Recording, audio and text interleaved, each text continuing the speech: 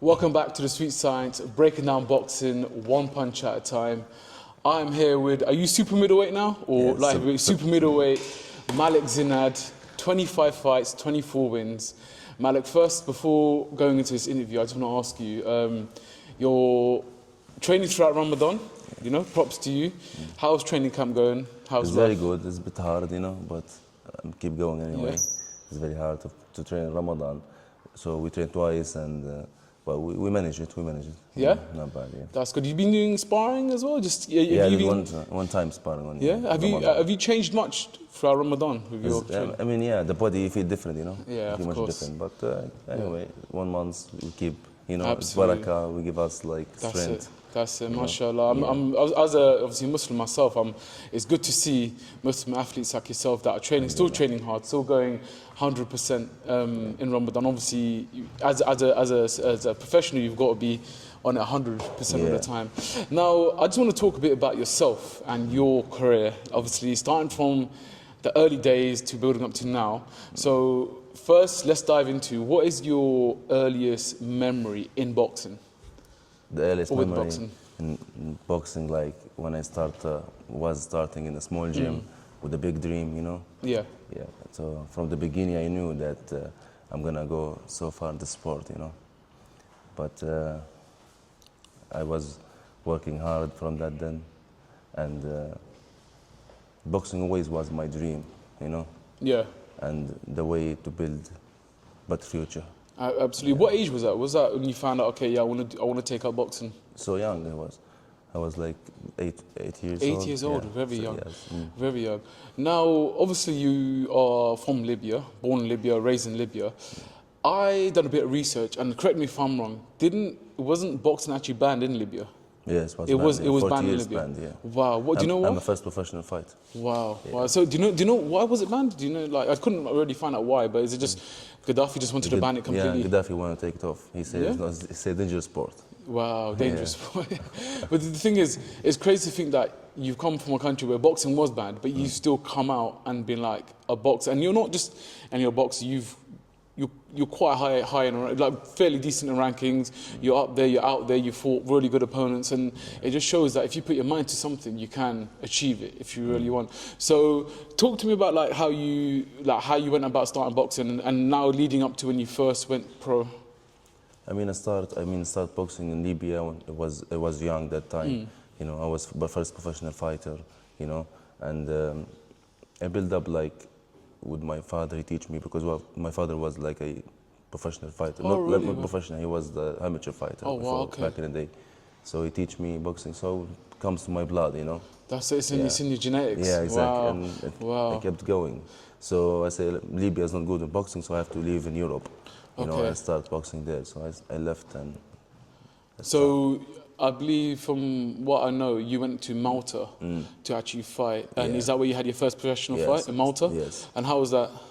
I left there first. I have got a couple fights like a amateur, like a semi-pro. Yeah. And then I changed to return to pro straight away. I win all the fights. What age did you turn pro?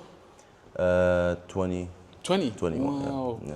Wow, that's quite early as well. And the fact, I don't think people realise that the fact that you didn't have no amateur pedigree, you didn't really have any, you had obviously your father coaching you, but it's not like you were put in a system where, in England, for example, you have the amateurs, you win the elites, you go to national, you go to GB, and then you can go pro.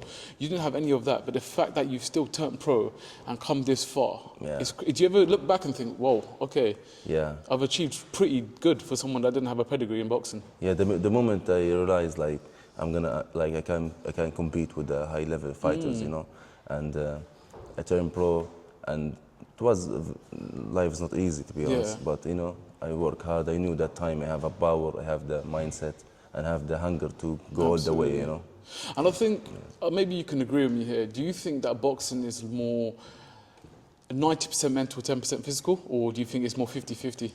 Yeah, it can be 50-50. 50-50. Yeah. Even like a mental, you need to be like strong mentally. I feel like a lot of people don't understand with boxing, and they talk about boxing, being in that ring, and when you're hurt, when you go into the deep trenches and you're trying to get yourself out, you're trying to survive around, or you've been hit with a good shot and you've got to focus, because generally a person would just give up when they hit the good shot, but as boxers, as a fight, you don't give up. You keep you keep have to going. keep going. You have to keep going. Yeah. And you train in the camp like that, you know. Exactly. You're Yeah. sparring, hard work with the team and stuff. So you need to be strong Absolutely. to the fight, you know. What do you do for yourself for your mental to keep yourself very strong, very active, very like top sharp? You know, I pray all the time. You know, Yeah. that's important.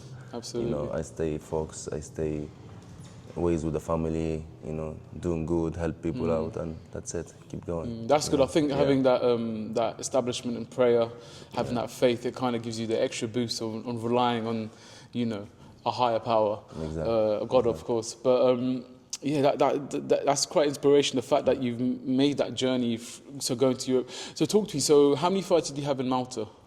I mean, I think I have 10 fights, I believe. And did you become champion in Malta? Yes. Yeah, you became champion. Yes. And Second fight at that time.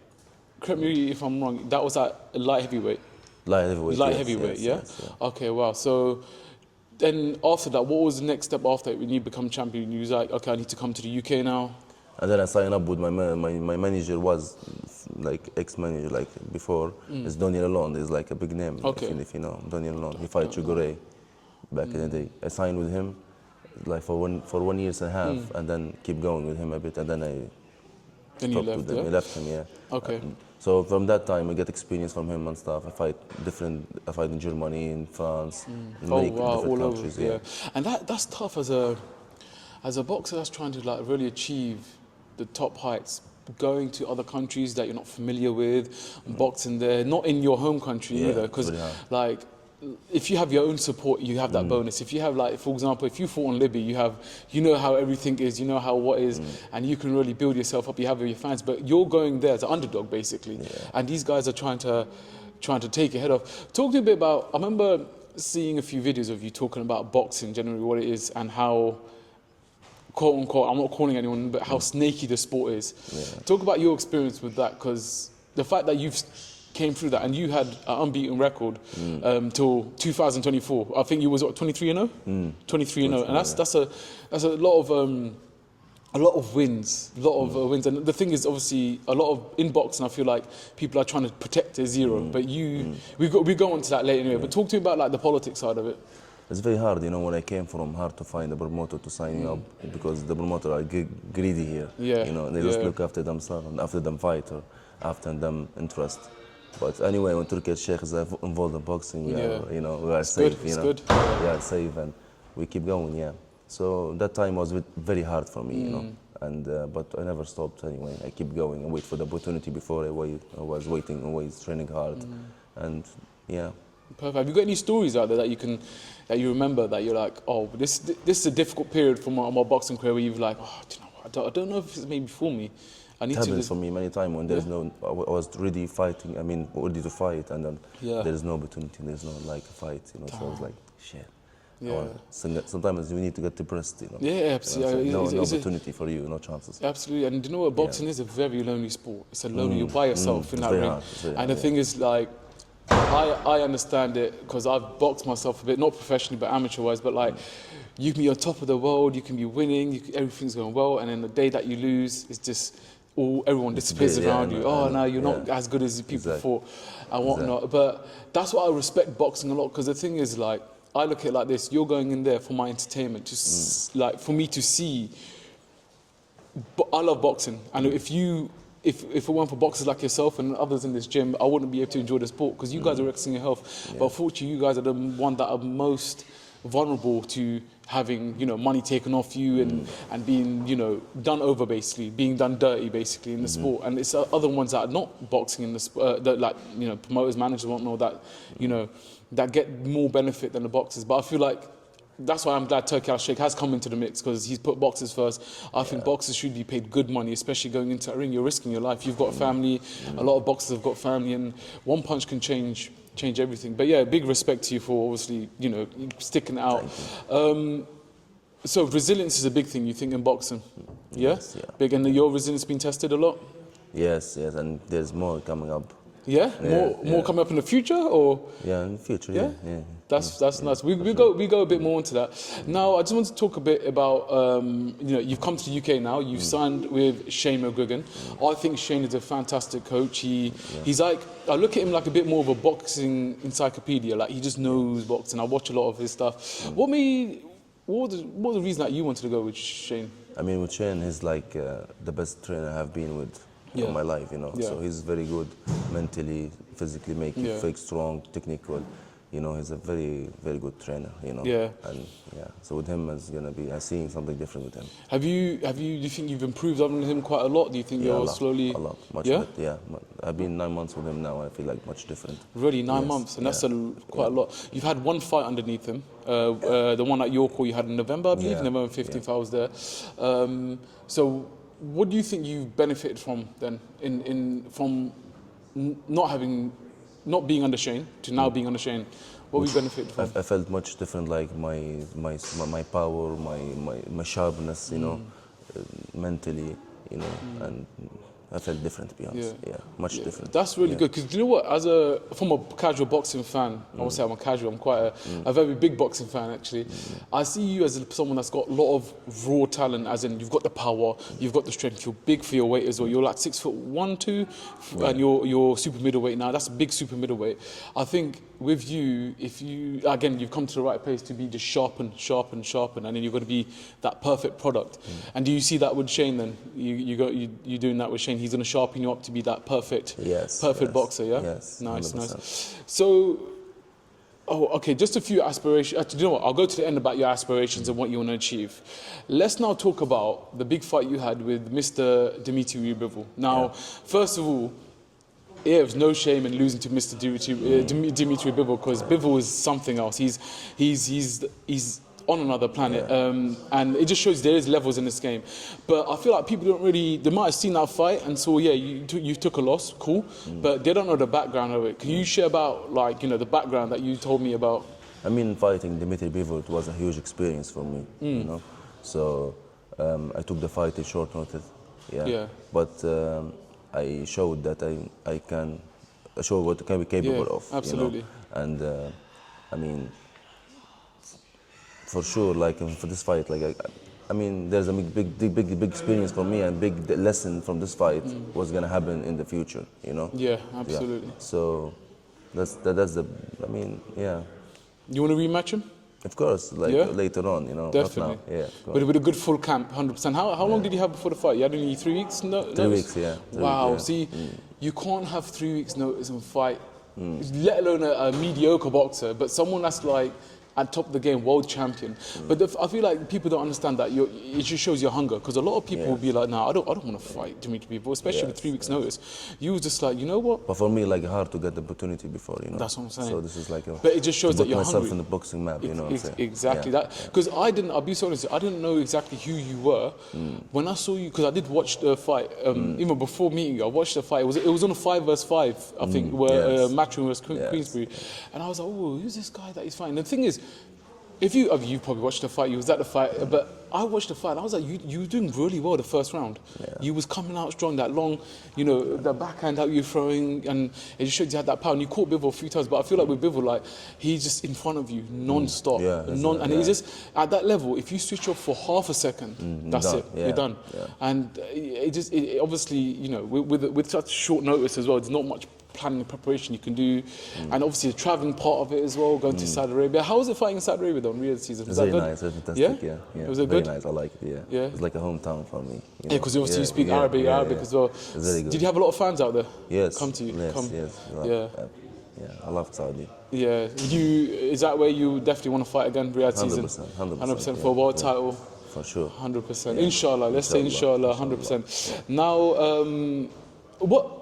okay, on that fight with Bivol now, what's one takeaway that you can take away that you've learned and you're like, okay, I'm gonna use this to my advantage next time. I've learned that fighting on 3 weeks' notice against a champion, an undisputed champion now. I mean, not gonna happen again to fight in 3 weeks notice again. No, you wouldn't do it again. I'm gonna be ready for the fight from now then, you know, and I learned a lot of things from this fight, and I'm gonna be different couple of years. Yeah. Much different. Wow. Yeah. Well, the only thing is, as an athlete, you got to always keep switched on, and that's a tough thing. People don't see that side of boxing; they only see the people that fight and they see the result and whatnot. But the side that you put hard work in and whatnot, and you're spending so much. But that's why I've got huge respect for anyone that fights out there, anyone that gets into that ring. So yeah, going on from that now, you had a fight against, I can't remember the guy's name, Jerome something. Jerome, yeah, and you won that fight. Where was that? Was that in UK? It's like 3 weeks before the Bivol fight. Oh, was that 3 weeks before? Yeah. Okay, so did you not have a Bivol and another fight and then Anton Billy? No, Billy. Jerome Okay. and then Bivol straight away. Oh, Just came back from Australia and they asked me for this fight. I said, okay. Yeah, okay, you went straight. And that's so you had a fight 3 weeks round, before that? Yeah, 12 round, yeah. IBF World Title Eliminator. Wow. Yeah. So you went, wait, so you had a fight 3 weeks before Bivol, and then you went straight into that fight with Bivol and you had a 12-rounder. Yeah. That just shows your hunger, bro. I know you were smiling, but I'm like, wow, no boxer, but I don't think any boxer will go do that. A 12-round fight, it takes at least a month for you to recover. Exactly. You're taking hits to the head, you're draining your weight, you're tired, you've had a It was a cramp. hard fight, yeah. But the fact that you've basically probably went into that fight 50%. Just imagine if you were 100%. Yeah, Everything, exactly. every stone unturned. Yeah, much different. When it That's it. Just, you know what, that just shows your hunger in a sport. That shows that you will achieve it and you want to achieve it, and it's more your mindset thing. Because listen, I've been not in boxing, but I've known about boxing my whole life, and a fortune in a pro game is a business. People try to protect themselves. They don't want to fight this person. They want to avoid this person and stuff like that. Unfortunately, that's just the politics of the sport. And I understand you want to protect yourself. You want to protect your brand. You want to have that unbeaten record. But the fact that you're like, you know what, I don't care. I'm going to risk it. Because the thing is, without risk, there's no story. If you would have won that fight, you would have been WBA and IBO champion, I think. Yeah, just the belts he was holding. Yeah. So you would have been world champion. The first Libyan world champion, and probably like a big kind of... It's going to happen. It's a bit it's going to definitely, and a flag carrier for Africa as well, don't forget. And do you know what the good thing is? That the fact that you've gone out there and fight, you can inspire so many children back in... are you from Tripoli? Yeah, in Tripoli, in Libya, to take up boxing and kind of change the whole shift of boxing. And because you paved that way for... so many young athletes that can come through. Just going now, I want to talk about your aspirations, yourself. What do you want to achieve? When do you want to grab a world title? Let's start with that.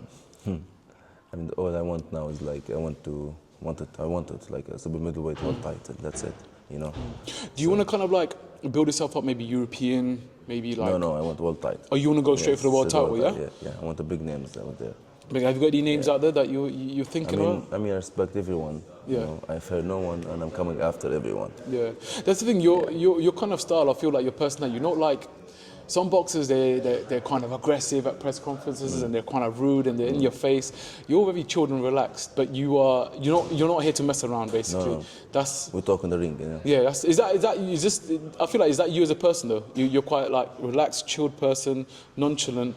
Not when I was young.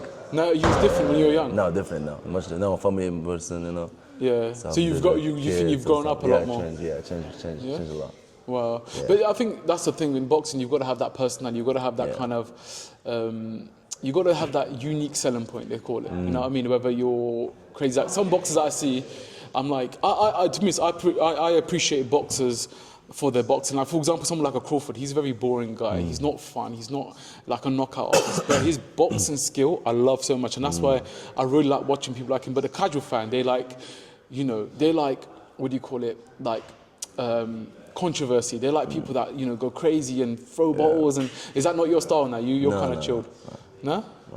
You just chilled out. I think that's good. That's good. And don't get me wrong, it's good to show that as a role model. First, as a Muslim athlete, and as someone from Libya, that you don't act like that, and then people think that's normal kind of thing, and whatnot. So your aspirations now, you're going to build yourself up. When's your next fight? Have you got any news? We don't know exactly the date yet, but when would you like to fight? Anytime. Yeah? Wow. Any names? Any names? You just want to go fight. You want to show your skills. And I think it's good that obviously, being in such a gym, the McGregor's gym, you're going to get that kind of exposure, that pedigree. One thing I wanted to ask as well, you've got some amazing fighters in this gym. You've got the likes of Adam Azim. Got the likes of Chris. Chris Billam-Smith, sorry. Even like Shane has trained people like George Groves, for example, ex-fighter. How does it feel to be in a gym with such world champions, such, people in the Makes you sport? feel like, the fight and stuff to be a world champion, you know what I'm saying? Yeah, so I felt like really, I'm going there, I'm focused. You belong in that kind of echelon of boxing. Yeah. And do you kind of like learn off each other, even though you're different weights? I'm not saying that you spar each other and whatnot, but do you learn things from Chris? Do you learn things from Adam, and you teach each other things? Of course, yeah. We learn each other, and we see how it's a lot big difference, When you be around this kind of people, you be like. And I think that's really good to be around different champions. Yeah. And see what you can kind of take something out of their book and be like, okay, I'm going to do that, and they can take something out of your book as well. And that's really good. You have that. One thing I want to ask you now, kind of wrapping up this interview, I just want to ask you a few quick fire questions. Yeah, I'm not going to say who's the hardest person you fought, but who's the hardest person you've sparred? I spar money, man. I spar money every time.